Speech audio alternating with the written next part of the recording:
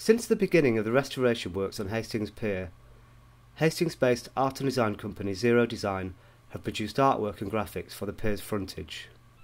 For a section of the new hoardings, we were commissioned to represent what the pier would look like once it's open and how the space will function.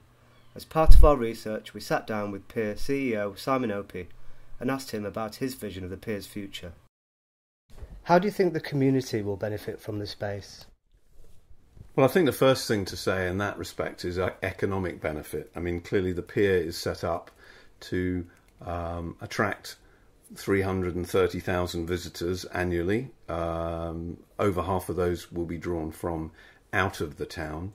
And therefore, I think there will be a considerable economic uplift from having the benefits of the pier and the programme that it will present. I think the other thing that's interesting about the community benefit is how that will develop and evolve in the future. And I think there's huge opportunities around what can be done beyond this first phase. I think we've always been honest in saying that whilst it's not a small amount of money that we've raised, £14 million is a lot of money to have managed to attract to finance the project. Nonetheless, there is a whole raft of possibilities and ideas which could be executed based on future funding opportunities. Most Victorian piers are cluttered with traditional types of seaside entertainment, whereas Hastings Pier will be unique in its simplicity.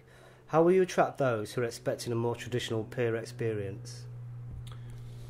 Well, I think there's a simple answer to that, which is at the times of year when there are sufficient numbers of people who want that experience, our pier will hopefully be just as cluttered as anybody else's pier.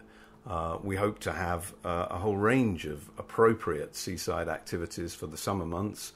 We're in discussions to bring a circus to the pier. They'll erect the big top on the pier itself. I think that will be an amazing experience for people to be able to come and see that.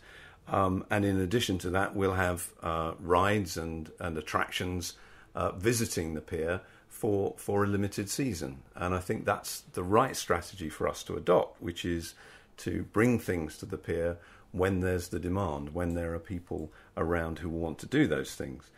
On top of that, of course, there are many more simple seaside pleasures that we hope people will be able to do on the pier pretty much all year round. Eating fish and chips on a pier is generally top of people's lists of things they'd like to do. Sitting, enjoying the sunshine, being connected with the sea, being able to sit outside and experience the changing moods of the sea. All of those things are part of, I think, the traditional seaside entertainment and the appeal of piers themselves, and I think ours will be no different to that. That's exactly what we aim to provide. You have a lot of experience working with large commercial entertainment venues.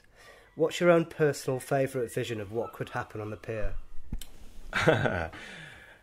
It's such a dynamic space, so my favourite vision probably would split in two ways. In the long term, I would like to see new ideas come to the pier. I'd like to see people come forward with ways of using the space and things to do on the pier that we haven't been able to think of, because I think what's at the core of the project is that this is a starting point. It's not in and of itself the answer to what will happen to Hastings Pier forever.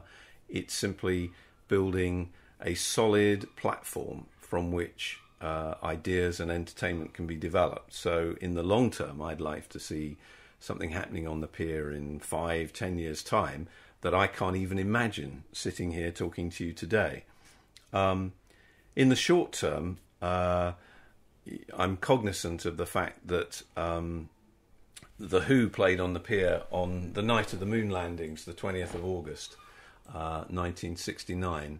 And so wouldn't it be great if we could find a way of bringing them back to the pier on the 20th of August 2016 in order to, in some way, commemorate that historic moment.